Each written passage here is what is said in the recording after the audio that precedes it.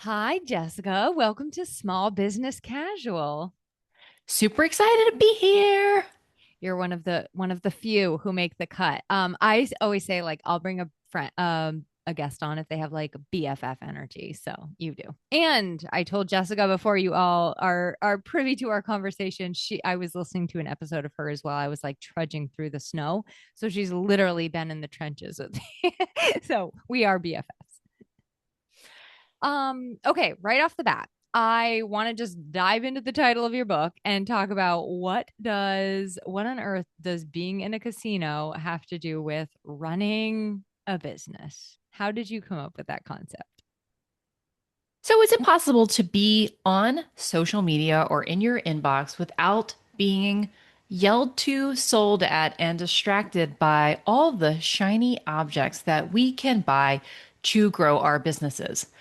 Being in the casino doesn't have anything to do with running a business, but it has everything to do with being sold the trappings of success and the shortcuts and all the things you need to buy in order to run that business. I felt like I was in the entrepreneurial casino when I was realizing how much money I was spending on stuff that didn't fit my stage of business, that didn't fit my style of business, and that I was only buying because someone told me they had the secret and I needed to know if they did. Oh, I have been there so many times. And another way that people often refer to it is like the shiny object syndrome, right? Where we kind of get distracted by all of these things and think that we need them, add to cart, add to cart, add to cart. Before you know it, you have 20 courses and 10 different voices in your ear telling you what you should be doing. Yeah, and like the online entrepreneurial industrial complex is designed to operate like a casino. You only see the shiny parts. Yep. It's literally designed to hijack your agency. It's designed to, convince you to buy with countdown timers. I mean, I know countdown timers can be helpful for neurodivergent individuals to know when things end, but it's designed to short circuit your agency, designed to only give you the highlight reels, designed to dupe you in some way, shape, or form.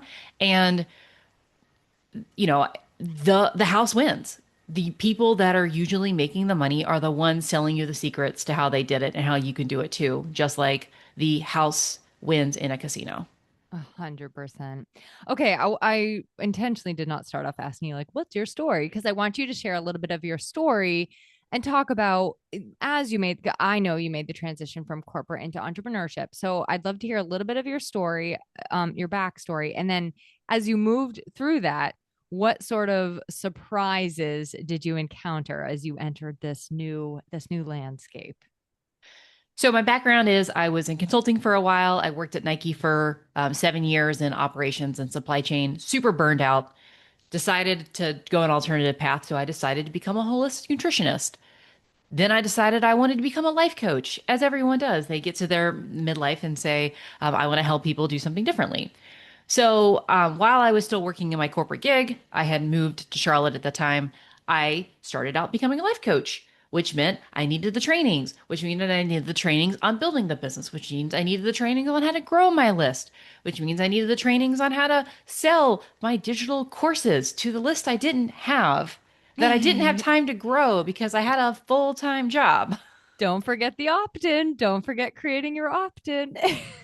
Oh God, I look at like the things I created when I was in side hustling, and I look back and I'm like, it's like that Canva stock image of someone like with an orange background leaping across a canyon. Yes. That was one of the images I had for my first workshops. And when I left out full time, I was thankful that I knew enough about business to know that like it's going to take me a while to build my own book of business. So I had contract gigs, I had subcontracting consulting gigs, work. I got paid to do kind of my old life Yep. while I was trying to build my book of business, which meant I had money to spend on all these investments that I thought were going to accelerate my trajectory. Spoiler alert, many of them did not. Yeah, I definitely feel that there is a problem of being over promised things, but also just misunderstanding the things that we need versus the things that we don't actually need. And so I started out trying to become a fractional chief operating officer for 6 and 7 figure organizations. No, I no longer do that. I now am a business advisor, educator on the fundamentals of running a small business. But back in 2021, when I went full time, that was the heyday of the $25,000 mastermind. Oh my God, yeah. And because everyone had one, I thought this was normal. I thought this was what you were supposed to do. So I excitedly signed up to learn how to do ethical marketing and build my message and grow my business. But the marketing we were learning to do was launch calendars. And I'm like, wait. I sell a fractional COO business. I do not launch to a list. My people are not on Instagram scrolling and choosing their next fractional chief operating officer by looking at my social media posts. So while like some of this is relevant, half of this does not apply to my business. And that's when I started getting really curious about even if the product itself is good, which this one was not, for that price point, someone should have been like completely invested in my business, and that was not the case. But even the right, even a good product can be the wrong product for us if it's not for our style, our stage of business, the business bottleneck we're facing at the time. And I realized that that's what the casino doesn't do. The entrepreneurial casino doesn't help you discern, do I need this? Right. That's when my business started to really shift on having to helping educate individuals about the fundamentals of business. Can you just for people listening that might not know what a fractional COO does, can you explain what that is? And then I'd love to hear when you were like, the moment that you're like, I need to write a book. So, fractional chief operating officer. So, if you're familiar at all with the concept of the entrepreneurial operating system, there's the visionary who has the big ideas, who maybe delivers the services, who secures the big deals, and then there's the person, the integrator, or the person on the other end who actually makes it all happen. Yeah. The one who sends the proposals, the ones who keeps track of all the projects, the one who does the financial forecast and projections, the one who organizes all the strategic projects. So when I was in my bigger fractional COO gigs, I was running monthly reports. I was pulling Salesforce reports. I was creating, again, financial projections, was doing proposals, and I was helping to lead projects like changing our bookkeeping system and things like that. So I was actually like doing a part-time job for two or three organizations at a given time. And now you focus mostly on like smaller, like one-to-one kind of, or not one-to-one, but like I'm imagining smaller businesses. Yeah, that like that kind of that messy middle Yeah. between 20K and 300K that is weirdly underserved by accessible price point things because it's Yes. hard to do. The price points that we should be charging people at those levels mean that you need to hold a lot of individuals, and it's an underserved market for holistic business education. Okay, awesome. All right, take us to the moment when you're like, and maybe you've had a book in you all along, and you just kind of needed to get clear on what it was. But take us to that moment when you decided this is the book. So I started working with a writing coach because I really wanted to. I didn't know it was a book in me, but I wanted to get my work out there. I liked writing. I wanted to become a better writer, and I had written one essay on what are the different business models because it was right after I felt like I got duped by Mhm. investing in this mastermind that was literally not designed for my business, and so I wrote an essay about the seven business models.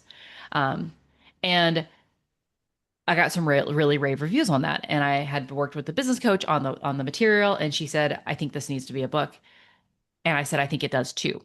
Um, the book really changed though, because I thought it was really going to be about helping people just get out of the tropes of online business. Like, why does doubling your prices or just charging your worth, quote unquote, why, Mhm. like, what happens when that happens?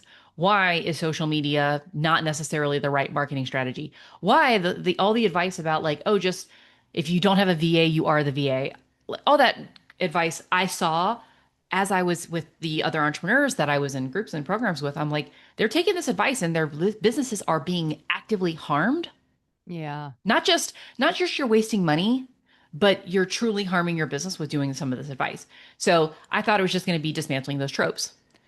The book changed as I wrote it because I changed as I wrote it.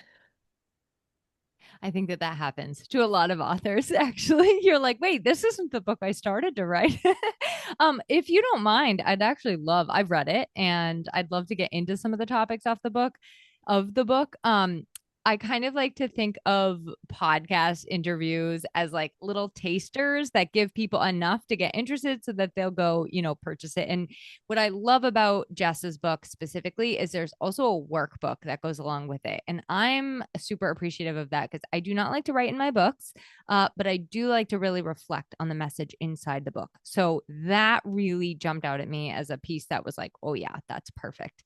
But I'd love to kind of get into some of the topics of the book. So, first of all, let's talk about some of the different kinds of businesses because I'm so with you. So, I actually recently did an episode on like solopreneur, like whether or not you title yourself solopreneur, entrepreneur, business owner, but those are not business models. Those are just like names we could call ourselves, right? And actually, they don't actually mean anything. But you talk about these very specific business models. So I'd love for you to talk about those and then like what that looks. Well, we'll just start there because I'm known for asking two questions in one. So I broke up the business models. This is how your business makes money into two buckets with archetypes underneath. There's the delivery based businesses and there's the creator based business. The delivery based business, you deliver a service to someone. And then a creator based business is where you are usually monetizing content or an audience. So a delivery based business, you could be what I call a craftsman, is you are doing the work for someone. You are a copywriter, you are a graphic designer, you are a web designer.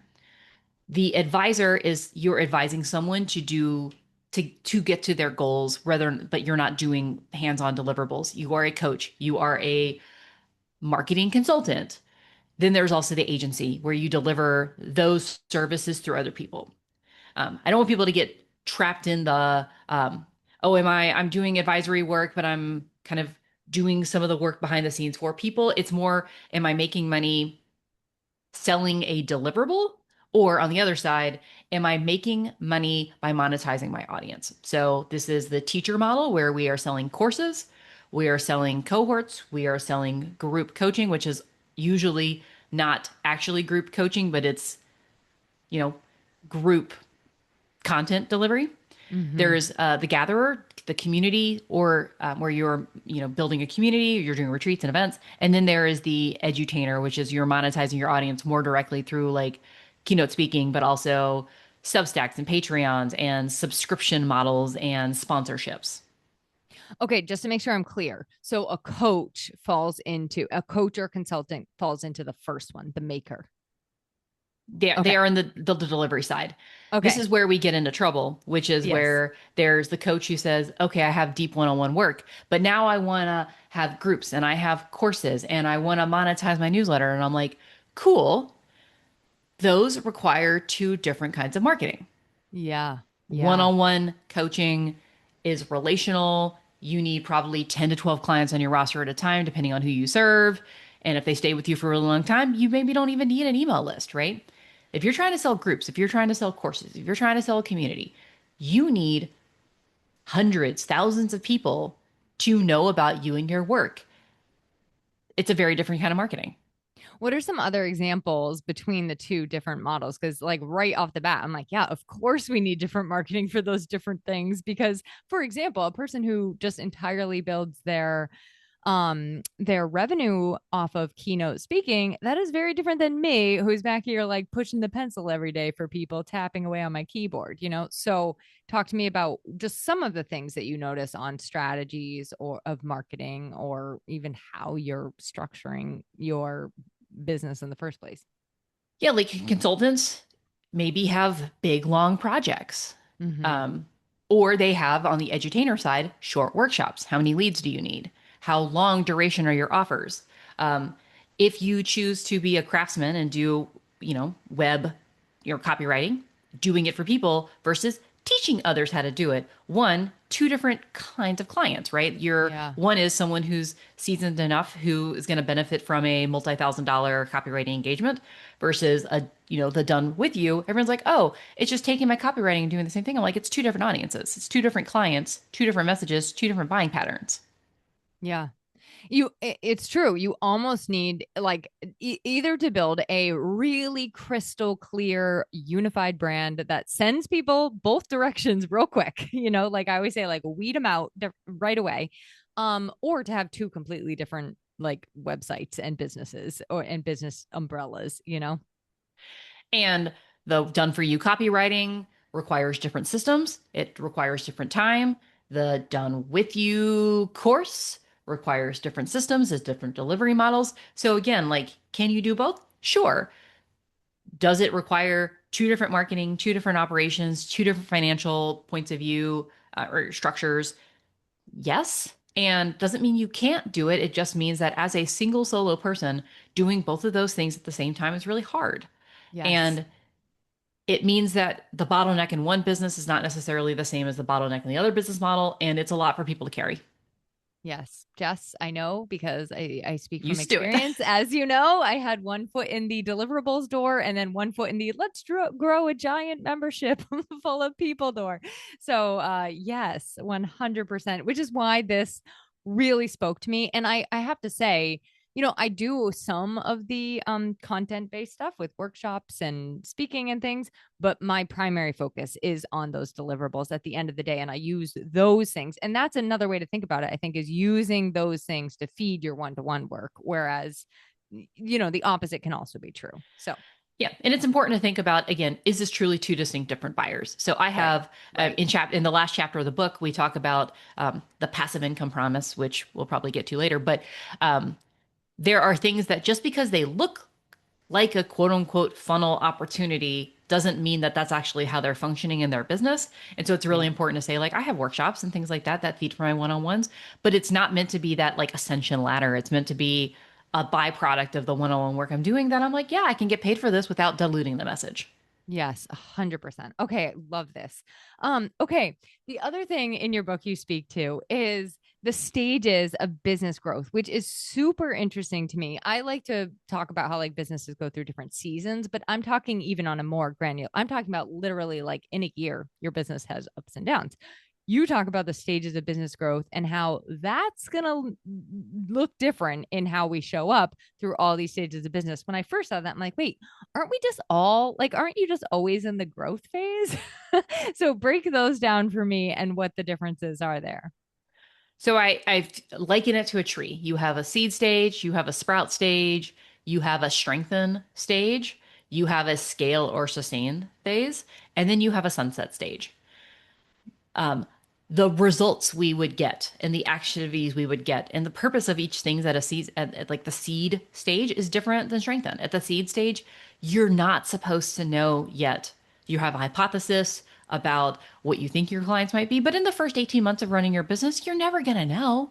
Like like I thought I wanted to be a fractional CEO and then I did that for 2 to 3 years and I'm like, this is not for me, but I didn't know until I tried it. Yep. But I should never have, thank goodness I didn't have the time to do this, but like a lot of people want to put like sophisticated automations around the very first thing they try without being like, let me sit with it for a moment and let me Yes. evolve my work and evolve my process. I should actually not do anything that's going to lock me in because I'm in the seed stage where that efficiency isn't the point. When I'm in strengthen, I better know who I'm serving, how I have a point of view, and start to get some time leverage. But this is where the entrepreneurial casino says, oh, you need to make it efficient and effective right out of the gates. You need to make it so it's scalable. I'm like, don't do the things that Yeah. scale until you have something that you know is scalable. And do you even want to scale? Yes. And so this is really meant to say, truly, as you're in growing, although we can talk about, stabilization and sustainability and sunsetting. But a different stage of growth requires different activities, and I really want to normalize when you are in the first 18 months, or depending on how long it takes, because again, that's part of the like what is time when you're growing a Yeah. business. But what you do at different stages, I want to normalize experimentation. I want to normalize getting reps in and getting practice in. Your first seed stage, it's not the time when you're supposed to optimize your prices. Like, that's just not the time for that. That comes Yeah. later. And I really want to normalize that, like, you know, some of these things that are things you should do later in your business when you've got some traction under your belts, you've got some confidence, you've proven that you can do this for yourself. Then we start to maybe take some of this advice, but like sometimes taking it too early can actually keep us from getting the practice that gets us the value later. And unfortunately, you know, I feel like that seed stage is when people fall prey to all of this advice and when they are like pummeled by hundreds of voices. And now not to mention AI has become like the new business strategist apparently to everybody, but they get pummeled by all this information coming at them and they're like trying all these things that like the outside experts are doing. So detrimental. I'm like such a huge fan of experimenting in life and in business. It's like try it, take a few steps, take a few backpedalable steps in, see how you like it, and then go from there. The amount of CRMs I've had to unwind, Yeah. like people are like, oh, someone told me I needed a CRM, so I got Dubsado. They sell corporate clients. Corporate clients are not buying and they're not click to buying through Dubsado. So it's really important. I mean, maybe they are, but not for my people. And, procurement's going to pay for that. So it's really important to say, like, how truly what's the minimum viable I need? That's one of the reasons. And there's so little good business education that's at that price point for that person, which is why I have the book. The book Mm, is $25. yeah. Like, I really want to say, like, please, please, please don't go spend. I have to talk my clients out of spending money all the time. I'm like, no, you do not need this. You do not Yeah. need this. I call it, I lovingly call it procrastinating. Like, I'm It like, is. It is. How many and courses can you take before you just go try a thing? And I love people who want to learn. I am a learner. Same, And same. also, you don't need it. Yeah. Yeah. You can be a learner and a doer at the same time. Yes. I have a question for you on what you think, like, what would you say to somebody who's at that seed stage and is like about to go in on a full brand for themselves? Please don't. Okay. You don't know, like, now, when I say please don't, like a full brand, like, are we talking about, a couple $100 for a logo and a color scheme so that everything hangs together pretty well? Yes, please. Yeah. If we're talking 5 to 10 grand, no, you're going to redo it over again. You don't know who your voice is. You don't know your messaging yet. It's not important. No one's, people, when you're at the seed stage, no one's making the decision based on your brand. It's all your network. It's Mm-hmm. all people that Mm-hmm. used to know you and how the relationships, they're buying your relationships, they're buying your past experience, they're not buying your current brand. So do enough to be, do enough so that, like, think you have like a decent color scheme, you have a logo so that you just feel good enough to like go out there and the things you do, you're like, well, I want to make it somewhat declarative, but I've changed my brand 3 times. I wish I had that advice when I started because I iterated it so many times that then I ended up feeling when I'm like, oh, this is it. You know, this last like full, I was like, I am ready. This is it. But then I ended up feeling really shameful actually and like really wishy-washy because of all of those like all of the pressure I had put my on myself early on to define that and like have it be the one, you know? So I think it's really important to start simple, start small, and make it look great without spending a fortune on it. And that's kind of the advice of all of this is like your first clients are almost always going to come through your network. The Yeah. first clients are, you're always trading on the relationships and the reputation you had from your prior experiences and the people that you know. It's not about having an expensive brand. I spent $10,000 on my first website, second, third website, but like my first one when I went full time, and um, that was my like first experience of being truly misled. Like, Yeah. I can make, lemonade out of lemons in my business, but I was promised a website that I got it on like off. This is a story I don't normally tell, but like I got the mock-up, the live version the morning of my wedding weekend. Oh no. And I looked at it and she had left Lorem ipsum copy in there. Oh no. I was told I was going to get a sales optimized website and the branding was fine. Like it was fine, but like the website wasn't going to sell. The words were going to sell and she didn't write the words. And then when she did write the words, they were misspelled. It was broken on mobile. And I'm like, okay, I have really gotten swindled here. Yeah. Oh, this breaks my heart. Okay. My other question on this stages topic, and then we can move on. But my other question on that was, do you find anybody kind of moving back to that seed stage once they're already in the growth or even further along? Yes and no. Sometimes very rarely do you move all the way back to seed, um, because at that point, you have a network. You probably know more about what you do and don't want to do. But I do see people moving from like what I call the sunset stage, where like, all right, this business model doesn't work for me, or this client, or I want to change it. But by that point in time, you might move back to Sprout or Strengthen, but you have Mhm. enough experience, you have built the network to have gotten to a point where you can go backwards, means you've had to have built some assets. So we're no longer really starting from scratch, but it's an opportunity to be like, okay, well, if I am completely changing my network, completely changing who and how I serve, I'm not starting from zero, but I need to go back and like check the box on the seed stage and be like, okay, do I know who my client? Can I speed run this stage of growth because I'm not starting from zero? When you maybe you've advised people in this, but the term like throwing in the towel is jumping out at me. So let's say, okay, two things. Either you are experimenting with different things and you've given it a good amount of time, it's like just not sticking, or your business is just not working and you have done everything. Do you ever tell people like, okay, it's time to put this aside and move on to something else? Like basically throw in the towel. What is the throwing in the towel point versus keep going? Because that's a hard, I mean, it's messy. Yeah. I mean, this is where we get to the concept of the zone of enoughness here Yeah. Yeah. is what are we optimizing for here? Um, and this is not to, I don't want to make anyone feel bad, but a lot of people when they're like, I've tried everything. And I'm like, let's look at what you've actually tried. Mm-hmm. And I think there's one of the things that I think the entrepreneurial casino does us the dirty on is where they're like, oh, this level of effort is gonna get you the flywheel moving, and it's really, it's not. They're not being honest about the number of relationships you need, the amount of exposure you need, the amount of time it's going to take. So first, before I say let's throw in the towel, it's not working. I'm like, let's level set on really what activities required for the level of money you want to make and for the time you want to Yes. make and for who you want to serve. And if we can't make the math, then I want to pivot. I want to make that pivot.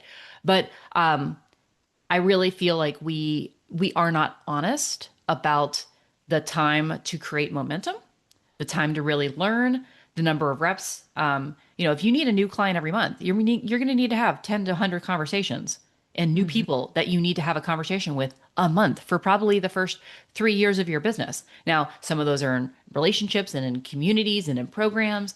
That's sometimes you get lucky and find a great referral source early. But I think we really underestimate the level of activity required to really get that momentum. And if that's not something that someone's interested in doing because of life circumstances, things like that, let's pivot the business model, let's change who we're serving, or let's not. And I don't think entrepreneurship is the answer for everybody. Right. Oh, 100. Oh my gosh. Yes. That piece of advice about connecting with people and building those relationships. So I track that. I track in my like monthly metric spreadsheet how many conversations I have with people because I know myself and I can very easily get into like head down, work only, block the world out mode. And I enjoy that. I mean, I enjoy connecting, but I also can find myself easily in that. So I have to track it for myself and make sure that number does not go below, for me it's like I like to have like about 15 touch points a month with different people. um One of the best pieces of advice I ever got for my business, I had a retail shop prior to this. One of the best pieces of advice I got was to go out and have conversations with people, and Yep. it like changed my life. I was like, oh my gosh, because you aren't just having business, like you are definitely sharing your services and and with people, but you're also building relationships that 10 years down the road sometimes come back to you as the expert or the resource for what they need now. So I always say, like, do not discount the coffee chats, do not discount those conversations with people, and put them as a priority in your business. It's really important. In my membership, we have on Mondays, every Monday, Sacred Sales Hour, where we do outreach to 5 people. We track it in our monthly, we have a monthly metrics call where we track conversations, pitches, outreaches, number of guest opportunities. We underestimate, like people are like, oh, how many, I did a webinar. I didn't get any clients. I'm like, yes. Like every webinar I've done, some bundles I get, some summits I get, 20, 30 people, but like a good webinar for me means I get like 10 email subscribers, and out of every 10 emails, every 50 email subscribers, I get a client. Yes. And we just don't now sometimes that client shows up immediately and sometimes that client shows up in 2 years.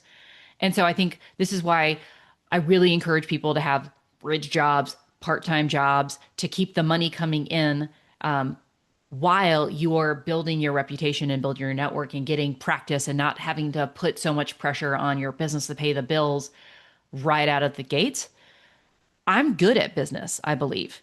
And it took me 2 years to be able to support my income needs on my own book of business. I had to rely on contract gigs. I had to rely on, like, again, like essentially part-time jobs and these fractional COO gigs. And I think we're seduced by the allure of, all this time freedom. I'm like, that requires having some reputation, having our network, and that requires doing the heavy lifting during the seed and sprout stages to make that possible. The people selling you the dream have relied on teams and time and a slightly more forgiving economy and a less saturated digital environment to build up that infrastructure. And now they're selling you how you can do it with outdated tactics, tools that no longer work, a market that doesn't respond the same way, and they already have the advantages. And they're not I really transparent about that.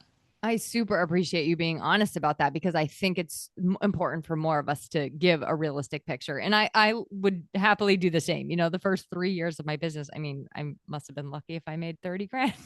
So, and that was not enough at the time to put my portion of the household income on the table. Um, okay, I want to you touched on it just now. So I think we should shift into passive income and how. Okay, first of all, I think 6 years ago that was like the big push, like passive income, passive income.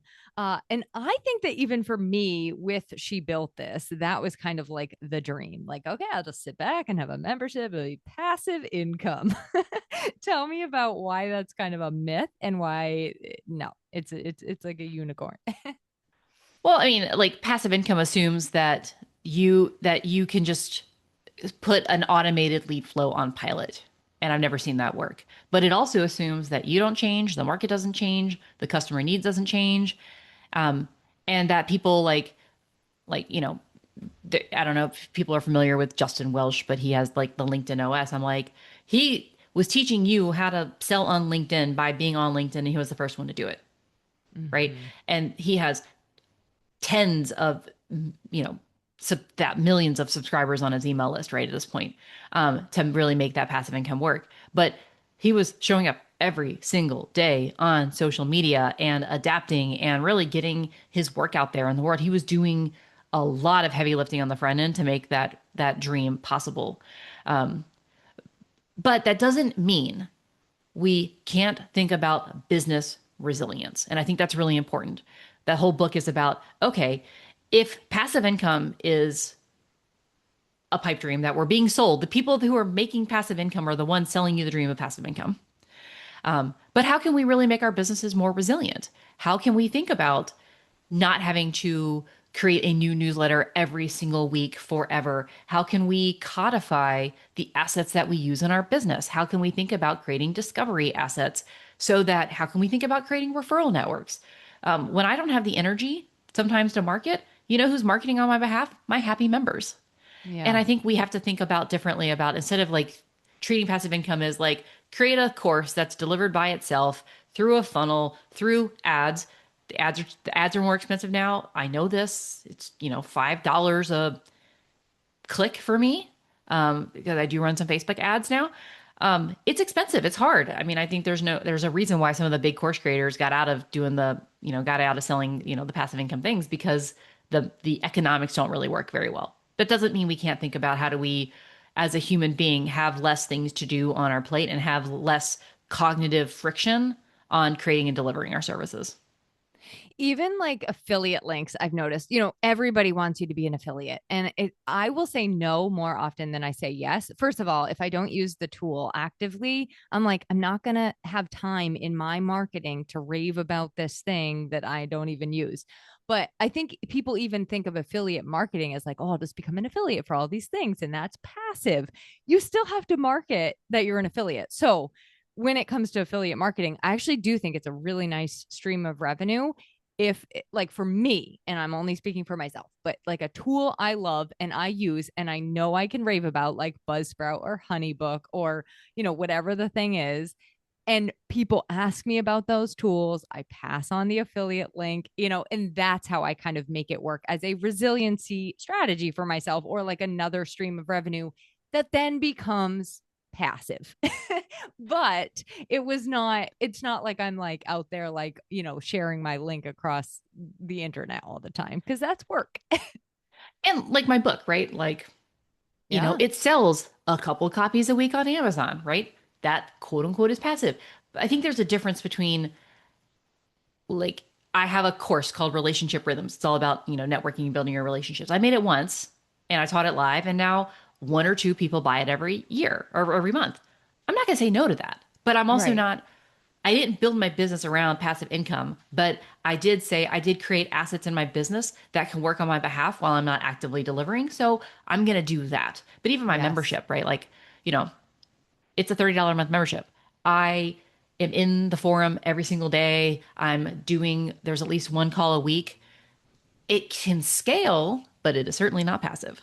Yeah. Oh, beautifully said. Okay. I think we'll save the last topic for when someday you come back and join me for a part two if you're game. But if people want to get in touch with you and get the book, how can they do that? And then maybe you can just say in your own words like what you really want people to walk away from in reading it, like what feeling you want them to walk away from, or action, I guess, if you prefer action to feeling. So the website is deeperfoundations.com. You can buy the book deeperfoundations.com/casino, or it is available on Amazon, or if you're anti-Amazon, it is available on Bookshop. And there's the book, there's the workbook, there's a toolkit. And if you say, hey, I need to learn a little bit more about Jessica before I'm interested in that, you can download the first chapter. Or there's a 5-part email series called the Predictable Revenue Roadmap that you can get on my website. So generous. Okay, there will be links to all of that in the show notes. And what do you think you most want to help business owners understand? So there's a question that was in your prep doc that we didn't get to. Um, in an age where you can do more, AI is making it easier for you to do more things and for you to be more efficient. Choosing what to do next is the number one skill. Yeah. And the casino is here to sell you that you need to do everything. And I really want you to say, how can I take a step back and say, is this investment, is this decision, is this appropriate for the current bottleneck facing my business as it stands today? Not future proofing my business, but like, is this going to be something that's applicable to my business right now? Is this the most important thing I need to be working on? And if not, how can I say thank you, no thank you, and really move forward with intention versus being surrounded by the shoulds. The shoulds never go away. Like, the amount of things as a solopreneur that you have to do is staggering. You will get to them or you will not get to them, but like, you certainly cannot do them all at once. Oh, that is the best. And honestly, I needed to hear that so bad right now. So thank you so much. You said that to the person listening as much as you said it to me. Thank you, Jessica, for being my guest. This was lovely. And I know it was long overdue. So I super, super appreciate your time.